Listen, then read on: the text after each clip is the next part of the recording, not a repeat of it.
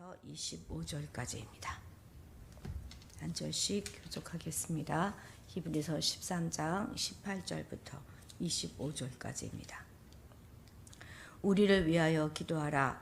우리가 모든 일에 선하게 행하려 함으로 우리에게 선한 양심이 있는 줄 확신하노니 내가 속히 너희에게 돌아가기 위하여 너희가 기도하기를 더욱 원하노라.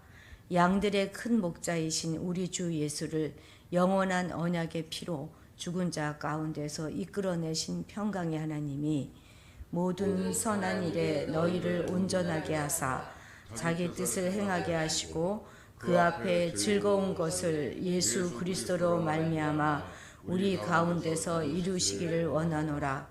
영광이 그에게 세세 무궁토록 있을지어다. 아멘. 형제들아, 내가 너희를 권하노니 권면의 말을 용납하라. 내가 간단히 너희에게 썼느니라. 우리 형제 디모데가 놓인 것을 너희가 알라. 그가 속히 오면 내가 그와 함께 가서 너희를 보리라. 너희를 인도하는 자들과 및 모든 성도들에게 문안하라. 이달리아에서 온 자들도 너희에게 문안하느니라. 은혜가 너희 모든 사람에게 있을지어다. 아멘. 이제 이 편지에 대단원의 막을 내리는 부분이지요. 히브리서의 시작은 우리가 살펴본 바와 같이 발신자도 없고 수신자에 대한 기록도 없고 그리고 인사에 대한 내용도 없었습니다. 전체 내용도 긴 논증과 그 설명이 많아서 정말 이것이 편지라는 장르가 맞는지 그것에 대한 논쟁이 계속 이어져 왔습니다. 그런데 이 마무리 부분은 전형적인 편지의 형태를 잘 보여주고 있습니다. 그래서 비록 이 히브리서가 저자와 장르에 관한 그런 논쟁이 계속되고 있음에도 불구하고 이 히브리서는 교회의 분쟁의 문제를 해결하기 위해서 보내는 그런 편지라는 것이 가장 적절할 것입니다. 이 본문의 앞에서, 그러니까 어제 우리가 봤던 데서 너희를 인도하는 자들에게 순종하고 복종해라 이렇게 했던 저자는 이제 그 지도자를 위해서 기도해 줄 것을 당부하고 있습니다. 저자는 자신을 돌아볼 때 바른 양심으로 모든 면에서 올바로 처신하고 있다고 확신하고 있기 때문에 더욱 당당히 기도를 요청할 수 있는 것입니다. 기도를 부탁하던 저자는 또 이번에는 이제 지도자로서 고난 중에 있는 교회를 위하여 평강의 하나님께 기도합니다. 양들을 위하여 목숨을 버리시고 또 영원한 언약의 피를 흘려서 구원해 주신 그 예수 그리스도를 죽은 자 가운데서 살려서 그 보좌 우편에 앉게 하신 그 하나님께 기도하고 있는 것입니다. 선한 양심을 따라 선한 일을 할 수 있는 자로 온전하게 하시기를 기도합니다. 예수 그리스도를 통해서 성도들 가운데 하나님을 기뻐하시는 일을 이루시기를 기도합니다. 그것이 성도를 그리스도의 피로 구원하신 궁극적인 목적이기 때문에 그렇습니다. 이제 마지막으로 지금까지 말한 모든 이런 권면의 말들을 잘 받아들여 주기를 당부하고 있습니다. 얼마나 할 말이 많았으면 이렇게 긴 편지를 썼으면서도 내가 간단히 말했다 이렇게 이야기하겠습니까? 사실 이 히브리서는 정말 일반 그런 편지에 비해서는 상당히 길고 그리고 아주 짜임새 있는 논리로 가득 차 있습니다. 그 내용도 독자를 향한 강한 경고도 있고 또 그들의 무지를 지적하는 거친 표현들도 많았습니다. 오금저리게 하는 경고도 있었고 이러다가 지옥에 떨어진다 이렇게 그런 말도 있었고 어려운 교류도 있었고 또 따뜻한 격려의 그런 말들도 들어 있었습니다. 간단히 썼는데 이 정도니 마음 잡고 썼으면 책 한 권은 좋게 썼을 것입니다. 그런데 이 모든 것은 독자들을 바른 길로 인도하려고 하는 그런 사랑의 근거에서 이루어진 것이라는 것을 우리가 잘 알 수 있습니다. 그래서 독자를 향한 아주 큰 그런 애정이 느껴지게 되지요. 그러니 듣고 싶은 것만 골라서 듣지 말고 비록 아프고 불편하고 쓰리더라도 모든 이야기들을 다 잘 받아주기를 바라고 있는 것입니다. 그것이 바로 아비의 마음일 것입니다. 18, 19절 함께 같이 읽겠습니다. 우리를 위하여 기도하라. 우리가 모든 일에 선하게 행하려 함으로 우리에게 선한 양심이 있는 줄 확신하노니 내가 더 속히 너희에게 돌아가기 위하여 너희가 기도하기를 더욱 원하노라. 아멘. 우리가 흔히 생각하기를 목회자가 성도를 위해서 기도하는 것은 당연한 걸로 여기지만 성도들이 목회자를 위해서 기도하는 것은 그렇게 당연하게 생각하지는 않는 것 같습니다. 만약 목회자를 위해서 기도해야 된다면 그건 뭐 교회 중직들이 그렇게 해야 한다고 생각하겠죠. 그런데 교회를 넘어뜨리기 위해서 마귀가 가장 먼저 공격해야 될 사람이 누구겠습니까? 한 공동체를 와해시키는 데 있어서 가장 치명적인 공격이 무엇이겠습니까? 그것은 바로 지도자를 공격하는 것입니다. 지도자가 뭐가 대단해서 그러는 것이 아니라 하나님의 영적 질서를 파괴하는 그런 목적을 달성하는데 가장 확실한 방법이 바로 이 지도자를 넘어뜨리는 것이기 때문에 그렇습니다. 바로 우는 사자와 같이 두루 다니면서 삼킬차를 찾는 그 자가 눈독 들이는 대상이 바로 영적 지도자인 것입니다. 정말 사단은 목회자를 넘어뜨리려는데 아주 갖은 공격을 다 합니다. 그를 외롭게 만들기도 하고 실수를 하게 만들어서 그것을 그걸 꼬투리 잡아 정죄하기도 하고 또 나태하게 만들기도 하고 거짓에 휘말리기도 합니다. 또 심지어는 그가 양육하는 양을 꿰어내어서 정면으로 도전하게 해서 그를 넘어뜨리려고 하는 그런 계략을 세우기도 합니다. 그렇기 때문에 교회에서 가장 기도가 필요한 사람은 영적 지도자다 하는 그 말은 과언이 아닐 것입니다. 그래서 치열한 영적 전쟁의 선두에 서 있는 목회자를 격려하고 위로하고 중보하는 것은 너무나 당연하고 또 중요한 것입니다. 우리의 지도자는 저를 포함한 우리의 지도자는 절대 신적인 존재가 아닙니다. 여러분들과 동일한 불완전한 인간이에요. 연약한 그런 부분들이 있고 또 모자란 부분이 많은 사람들입니다. 하나님이 그렇게 약하고 모자란 사람들을 들어 쓰시는 거 잘 아시지요? 그러니까 다 나름의 한계를 다 가지고 있어요. 때문에 다른 이들의 도움이 정말 절실하게 필요합니다. 제가 이번에도 저 정수기 옆에 있는 한 모금 컵을 이렇게 잘못 꽂았어요.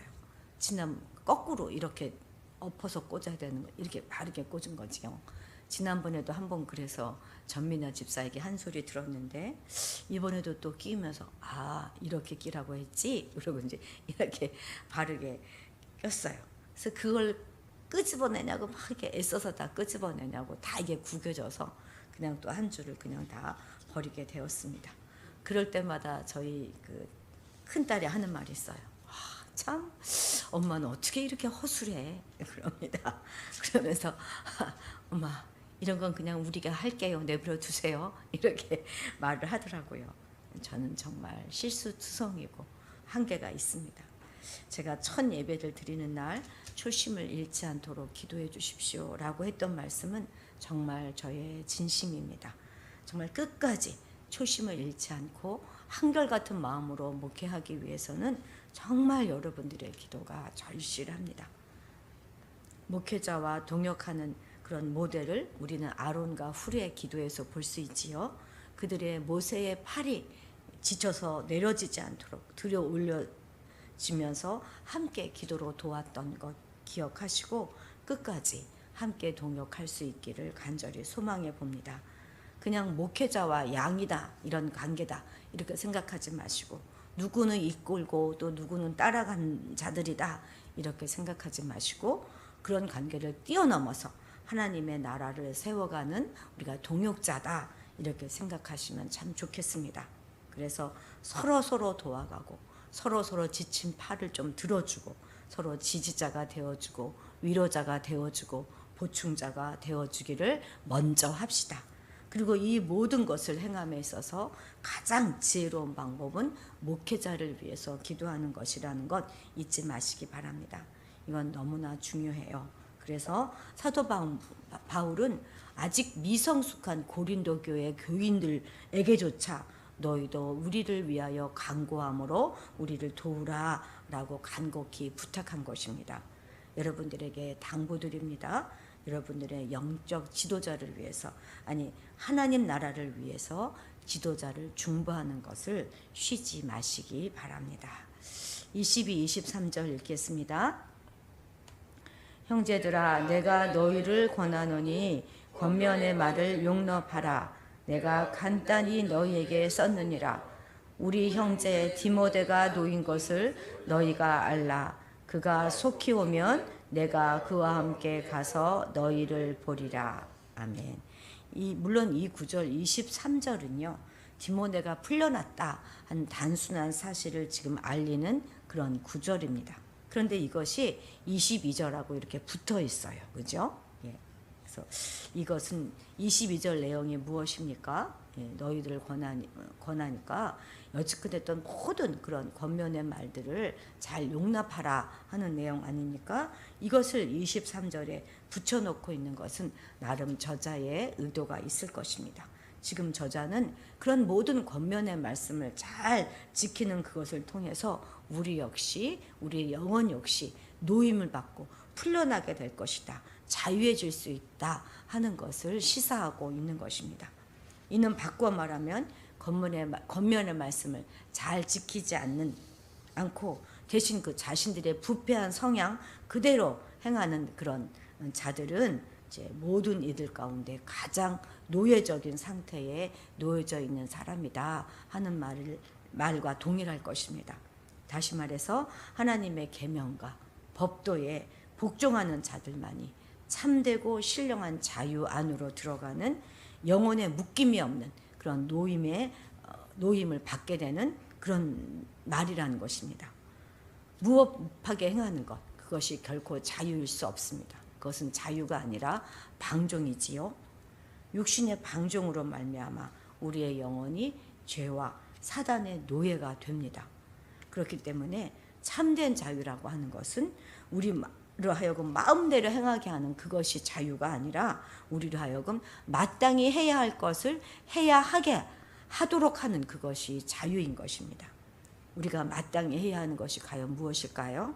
그것이 곧 하나님의 계명대로 행하는 것이고 그리스도의 멍에를 기꺼이 매는 것입니다. 우리가 하나님의 법도대로 살아가며 주 안에서 행하는 모든 권면을 실행하는 한 우리는 모든 부패와 족쇄로부터 자유함을 누리게 될 것입니다. 바로 이것, 주님 안에서 행하는 권면들을 성실히 이행하고 하나님의 법도대로 살아가는 것이 성도가 누리게 될 진정한 자유라는 것을 강조하기 위해서 히브리서 기자는 22절과 23절의 이 소식, 23절의 소식을 이렇게 연달아서 기록하고 있는 것입니다. 다시 말합니다. 우리의 자유는 하나님의 계명과 말씀을 철저하게 잘 지킴으로써 누릴 수 있습니다. 모든 묶임에서 풀어지고 해방되어질 수 있는 것입니다. 이러한 참되고 신령한 자유를 누리시는 여러분들이 되시기를 간절히 바랍니다. 오늘의 숙제입니다. 오늘 우리는 히브리서를 다 마쳤어요. 히브리서는 13장까지 있어서 길다면 또 길게도 느껴지지만 또 짧다면 짧게도 볼 수 있을 것입니다. 그래서 오늘 좀 시간을 내셔서 끝까지 히브리서를 정독해 보시기를 바랍니다. 기도하시겠습니다. 하나님 아버지, 히브리서를 마치면서 우리에게 참 자유는 오직 말씀과 계명에 따른 권면들을 성실히 이행하고 하나님의 법도대로 사는 것임을 다시 한번 깨닫게 됨을 감사드립니다. 우리 스스로 말씀에 매이기를 기뻐하게 도와주셔서 진정으로 모든 억압과 묶임이 풀어지는 것을 체험하게 하옵소서. 우리로 하여금 화도 드림교회라고 하는 그리스도의 몸을 이루는 한 지체가 되게 하심도 감사드립니다. 이제 한 몸이 되었으니 서로서로의 약점을 감당하며 서로 품어주고 용납해주는 좋은 관계를 세워갈 수 있도록 도와주시되, 특히 연약하고 부족한 목회자를 위해서 더욱 열심히 중보하게 하옵소서. 그래서 교회를 넘어뜨리려고 호시탐탐 기회를 엿보고 있는 사단의 공격으로부터 거룩한 하나님 나라를 지켜가는 우리 모두가 되게 하옵소서. 감사드리며 예수님의 이름으로 기도드렸습니다.